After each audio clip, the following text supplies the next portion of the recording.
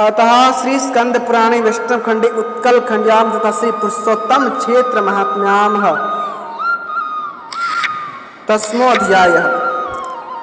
राजा इंद्रद्युम्न का नारद जी के साथ नरसिंह जी, कल्पवट तथा नीलमाधव के स्थान का दर्शन करना और आकाशवाणी सुनना। जैमिनी जी कहते हैं, तदंतर नारद जी और राजा इंद्रद्युम्न पुरोहित के छोटे भाई विद्यापति के साथ पुरुषोत्तम क्षेत्र में नीलकंठ महादेव जी के समीप गए। वहाँ महादेव जी की पूजा करके राजा ने श्री दुर्गा जी को भी प्रणाम किया। फिर सब लोग अपना उत्तम रथ छोड़कर अनुगामियों सहित पैदल हो गए और अपने इंद्रियों को बस में रखते हुए नीलगिरी पर चढ़ने के लिए आगे बढ़े। वह पर्वत नाना प्रकार के वृक्षों और लताओं से व्याप्त था। भांति भांति के पक्षी वहां कलरव करते थे। वह बड़ी बड़ी चट्टानों के कारण उस पर्वत का किनारा ऊंचा नीचा एवं दुर्गम दिखाई देता था। वह नीलगिरी चारों ओर से गोलाकार था। वे सब लोग उस मार्ग से गए जहाँ काले अगुरु वृक्ष के नीचे सब विपत्तियों और भयों को हरने वाले दिव्य सिंह रूपधारी भगवान नरसिंह निवास करते हैं, जिनका दर्शन करके मनुष्यों की कोटि कोटि ब्रह्महत्याएं विलीन हो जाती हैं। उनका मुख फैला हुआ है, दांत बड़े भयंकर दिखाई देते हैं। कुछ पीले रंग के अयालो गर्दन के बालों से उनका मुखमंडल व्याप्त है। वे 3 नेत्रों से युक्त एवं भयानक हैं। अपनी जांघों पर उत्तान सोए हुए दैत्य के वक्षस्थल को वज्रतुल्य कठोर नखों से विदीर्ण कर रहे हैं। मुख पर अट्टहास की छटा है, जिसमें लपलपाती हुई लाल रंग की जिह्वा शोभा पाती है। उनके हाथों में शंख और चक्र सुशोभित है।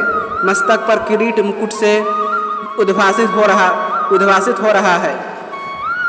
नेत्रों से आग की चित्कारियां निकलती हैं। नेत्रों से आग की चिंगारियां निकलती हैं, जिनसे समस्त दिशाएं संत्रस्त हो रही हैं। प्रचंड आघात के कारण भगवान के चरण कमल धरती में धंस गए हैं। उन आदि मूर्ति भगवान नरसिंह का दर्शन करके सबने प्रणाम किया। इंद्रद्युम्न ने भी भगवान नरसिंह का दर्शन करके नारद जी के वचनों पर विश्वास किया और कहा, महर्षि, मैं कृतार्थ हो गया। आप तो ज्ञान की निधि हैं। मैं तो भगवान के दर्शन मात्र से ही सब पातकों से छूट गया। दया सिंधु भगवान की नीलमणिमय मूर्ति किस स्थान पर विराजमान है, जो दर्शन मात्र से ही मुक्ति देने वाली है।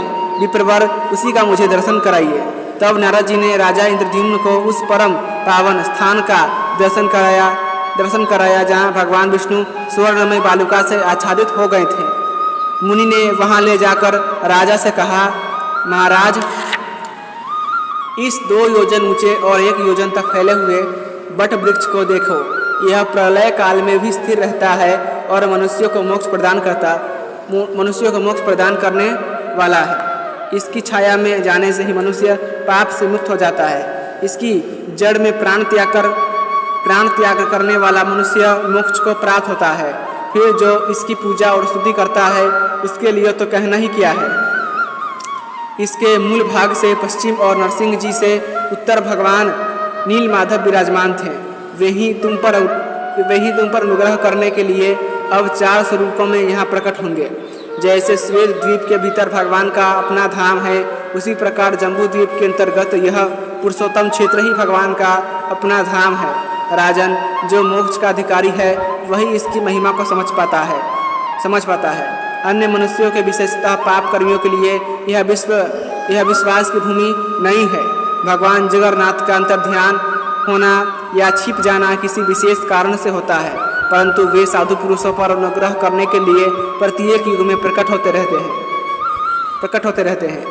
राजन, भगवान मत्स्य, कच्छप आदि अनेक अवतारों के द्वारा जब अवतार का उद्देश्य पूर्ण कर देते हैं, तब कारण की निवृत्ति हो जाने से वे अंतर्ध्यान हो जाते हैं। परंतु वे ही दया सागर भगवान इस पुरुषोत्तम क्षेत्र में बिना किसी कारण के नित्य निवास करते हैं। जैसे श्वेत द्वीप से जाकर भगवान विष्णु अन्यत्र अवतार लेते हैं, उसी प्रकार यहाँ रहते हुए भी वे द्वारिका, कांची और पुष्कर आदि में कृपा पूर्वक प्रकट होते हैं। राजन, अनेकानेक तीर्थ देश क्षेत्र और मंदिरों में भगवान